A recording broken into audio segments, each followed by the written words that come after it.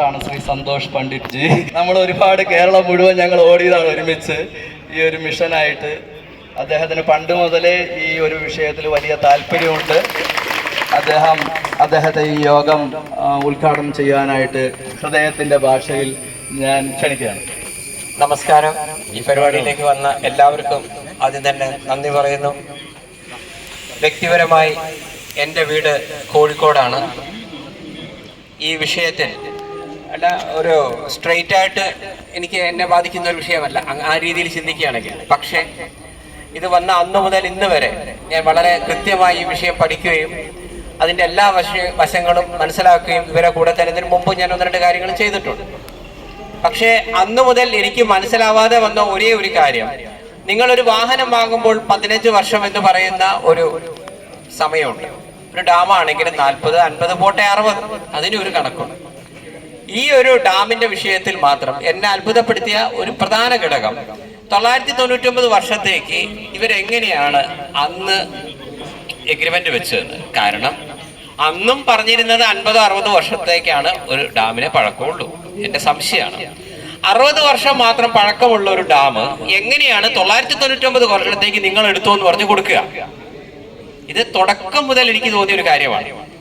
ഞാൻ പറയുന്നു, ഒന്നും സംഭവിക്കാതിരിക്കട്ടെ, പക്ഷേ എന്തെങ്കിലും സംഭവിക്കുകയാണെങ്കിൽ തമിഴ്നാട്ടിലെ ജനങ്ങൾക്ക് വെള്ളം കിട്ടുകയില്ല, കേരളത്തിലെ ജനങ്ങൾ വെള്ളത്തിലാവുകയും ചെയ്യും. ഇതാണ് ഇവിടെ നടക്കാൻ പോകുന്നത്. കാരണം എന്തൊക്കെ സംഭവിച്ചു കഴിഞ്ഞാൽ തമിഴ്നാടിന് വെള്ളം കിട്ടില്ല, അത് ഉറപ്പാണ്. കേരളത്തിലെ ജനങ്ങൾ മൊത്തം വെള്ളത്തിൽ പോകും. അപ്പോ ഇത് വളരെ വികാരപരമായി ഈ വിഷയത്തെ കാണേണ്ട വിഷയം തന്നെയാണ്. അതേസമയം 2 കാര്യവും നടക്കണം. അവരുടെ 5 ജില്ലകൾ റിസ്ക് ആണ്, നമുക്ക് മനസ്സിലാവുന്നുണ്ട്. അതേസമയം ഇവിടുത്തെ ചില രാഷ്ട്രീയക്കാർ, ഞാൻ മനസ്സിലാക്കുന്നത് 1970-ലെല്ലാം എഴുതി കൊടുത്തതൊക്കെയാണ് നമുക്ക് പണിയാവുന്നത്. നമ്മളിപ്പോ ഇതിൽ കാര്യങ്ങൾ ഒന്നുകൂടെ പഠിച്ചു വരുമ്പോൾ ഈ വിഷയവുമായിട്ട് ബന്ധപ്പെട്ട് നമ്മൾ ഫസ്റ്റ് നോക്കേണ്ടത് അവസാനത്തെ വിധി എന്ത്. അങ്ങനെയാണല്ലോ ഏത് കാര്യത്തെയും നമ്മൾ വിലയിരുത്തേണ്ടത്. പണ്ട് പലതും നടന്നിട്ടുണ്ടാവും. അവസാനത്തെ സുപ്രീം കോടതിയുടെ വിധി നിങ്ങൾ ഓരോരുത്തരും സമയം കിട്ടിയാൽ വായിക്കണം. അതിൽ 211-ാം ഖണ്ഡത്തിലേക്ക് നോക്കിക്കഴിഞ്ഞാൽ പറയുന്ന കാര്യം, ഇത് കുറെ കൂടി തമിഴ്നാട് പറയുന്നതാണ് ശരിയെന്ന് അവർ പറയുന്നു.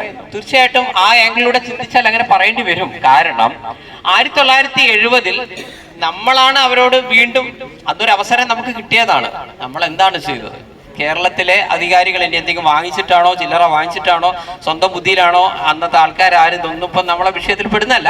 പക്ഷെ ഇപ്പോഴത്തെ നമ്മളൊരു വിഷയമായി ചെല്ലുമ്പോൾ 1970-ലെ നിങ്ങൾ എഴുതി കൊടുത്തു എന്ന് പറയുന്ന ഒരു സാധനമുണ്ട്. ഇതാണ് നമുക്ക് പറയാവുന്നത്. അപ്പൊ വീണ്ടും 1970-ൽ നമ്മൾ പല ആളുകളും ചിലപ്പോൾ 1970-ൽ ആരും ജനിച്ചവരായിരിക്കില്ല.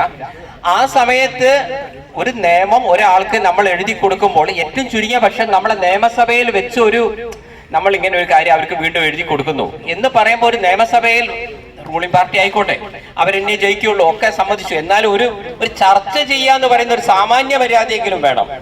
അതേസമയം 1970-ൽ വളരെ ബ്ലൈൻഡ് ആയിട്ടാണ് എഴുതി കൊടുത്തിരിക്കുന്നത്. ഇതിന്റെ ലോജിക്ക് എന്താണ്? മാത്രമല്ല, ഞാനൊരു മുഖ്യമന്ത്രി ആണെങ്കിൽ ഞാനൊരു കാര്യം എഴുതി കൊടുക്കുന്നു. ഞാൻ പറയുന്നത് എനിക്ക് എന്റെ സമയത്തല്ലേ എഴുതി കൊടുക്കാൻ പറ്റൂ, 5 വർഷത്തേക്കല്ലേ എഴുതി കൊടുക്കാൻ പറ്റൂ മാക്സിമം. അത് കഴിഞ്ഞാൽ അതിനടുത്ത മുഖ്യമന്ത്രി അല്ലേ തീരുമാനിക്കുന്നത് കൊടുക്കണോ വേണ്ടതെന്ന്. വീണ്ടും നമുക്ക് തോന്നിയത് പോലെയാണ് എഴുതി കൊടുത്തിരിക്കുന്നത്. അപ്പൊ ഞാൻ പറയുന്ന 60 വർഷം കൊണ്ട് ഓൾറെഡി കഴിഞ്ഞിരിക്കുന്ന ഒരു കാര്യം ഇനിയിപ്പോൾ 999 വർഷം എഴുതി കൊടുത്താണ് ഒരു രക്ഷയില്ല എന്ന് ഒരേ ഒരു ചോദ്യം പോരെ. 60 വർഷം പഴക്കമുള്ള ഒരു ഡാം എങ്ങനെയാണ് 999 വർഷം എഴുതി കൊടുക്കുക? 60 കൊല്ലത്തേക്കല്ലേ കിട്ടുള്ളൂ. അവിടെ തന്നെ അതിന്റെ കഴിഞ്ഞു. ഇനി 1970 ഒരു കാറ് വാങ്ങിച്ച ഒരാൾക്ക് നിങ്ങൾ ഉപയോഗിച്ചോന്ന് പറയുമ്പോൾ 15 വർഷമേ ഇവിടെ സർക്കാർ ഒരു കാറിന് കൊടുക്കുന്നുള്ളെങ്കിൽ ഞാൻ എങ്ങനെയാണ് ഒരാൾക്ക് 150 വർഷം തന്നെ എഴുതി കൊടുക്കുക? അങ്ങനെ എഴുതി കൊടുത്താൽ 15 വർഷം കഴിഞ്ഞാൽ ഇൻവാലിഡ് അല്ലേ എന്നാണ് എന്റെ ചോദ്യം. അപ്പൊ ഇനിയെങ്കിലും ആ വിധി നിങ്ങൾ സമയം കിട്ടിയെങ്കിൽ ഒന്ന് വായിക്കുക. 211-ാം ഖണ്ഡം വെറുതെ വായിച്ചാൽ നിങ്ങൾക്ക് മനസ്സിലാവും കേരളം ഇക്കാര്യത്തിൽ ഒന്നും ചെയ്തിട്ടില്ല. മാത്രമല്ല നെഗറ്റീവായ പല കാര്യങ്ങളും ഉണ്ടായിട്ടുമുണ്ട്. ഇതാണ് നമ്മൾ ശരിക്കും ബുദ്ധിമുട്ടുന്നത്. എനിവേ, നമ്മൾ ആരെയും കുറ്റം പറയണ്ട. ഇനി നമുക്ക് ചെയ്യാവുന്ന കാര്യം ഡീകമ്മീഷൻ എന്ന് പറഞ്ഞാൽ സാധാരണ ജനങ്ങൾ ഉറച്ചു നിൽക്കുക. ഇക്കാര്യത്തിൽ ജാതി മതവും രാഷ്ട്രീയം നോക്കാതെ ഇനിയെങ്കിലും ചെയ്താൽ നമുക്ക് കൊള്ളാം. ഇത് നാളെ ഇവിടെ വന്നാൽ ഇതല്ലേ സംഭവിക്കാണ്ടു. അല്ല, ആളുകൾ ഒഴുകുന്നു ചേട്ടാ ഒന്ന് പോന്ന് പറഞ്ഞാൽ ആര് പോകും? ഇവിടെ പുത്തുമലയോ അല്ലെങ്കിൽ ബാക്കിയുള്ള സ്ഥലങ്ങളിലെ ഒരു പ്ലെയിനായി കിടക്കുന്ന സ്ഥലത്തെ മൃതദേഹം എടുക്കാൻ നമുക്ക് പറ്റുന്നില്ല. അല്ല, അപ്പോഴാണ് ഒരു ദുരന്തം വന്നുകൊണ്ടിരിക്കുന്നു എന്ന് പറയുമ്പോൾ ആര് വന്ന് എന്ത് ചെയ്യുന്നതാണ് നിങ്ങൾ എക്സ്പെക്ട് ചെയ്യുന്നത്?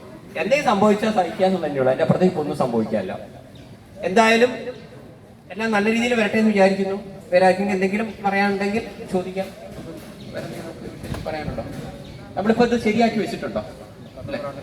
ഒരു മെമ്മോറാണ്ടം റെഡിയാക്കി വെച്ചിട്ടുണ്ട്. ഇവിടെ ഉള്ള ആളുകൾ നിങ്ങൾക്കത് ശരിയായി തോന്നുകയാണെങ്കിൽ സൈൻ ചെയ്യുകയും നമുക്ക്, കാരണം ഇനിയിപ്പോൾ നമുക്ക് ഡയലോഗിന് വലിയ പ്രസക്തി ഉണ്ടെന്ന് എനിക്ക് തോന്നുന്നില്ല, ഇനിയൊക്കെ ആക്ഷനിലേ ഉള്ളൂ അല്ലേ.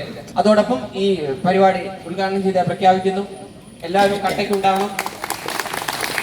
കേരളത്തിന്റെ ബൗണ്ടറി കഴിഞ്ഞാൽ മറ്റൊരു നിലപാട്, ഒരേ നിലപാട് പ്രഖ്യാപിക്കാൻ കേരളത്തിലെ ജനങ്ങളോട് താല്പര്യമുള്ള രാഷ്ട്രീയ പ്രസ്ഥാനങ്ങൾ ഏതൊക്കെ ഉണ്ട് എന്നുള്ളത് അവർ നിലപാട് വ്യക്തമാക്കാൻ സാധിക്കണം.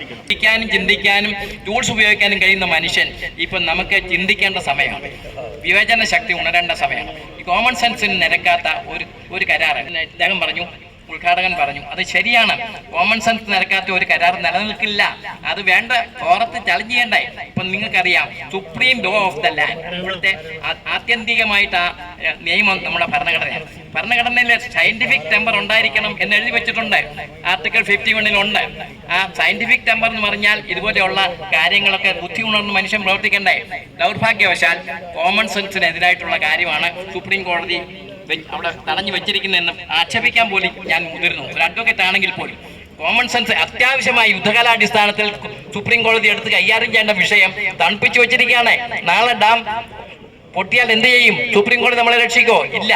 അപ്പൊ നമ്മൾ ചെയ്യേണ്ട കാര്യം ഒന്ന് ജനകീയ ശക്തി ഉണർത്തുക. ദേ ഹാവ് സീസ് ദ മാറ്റർ.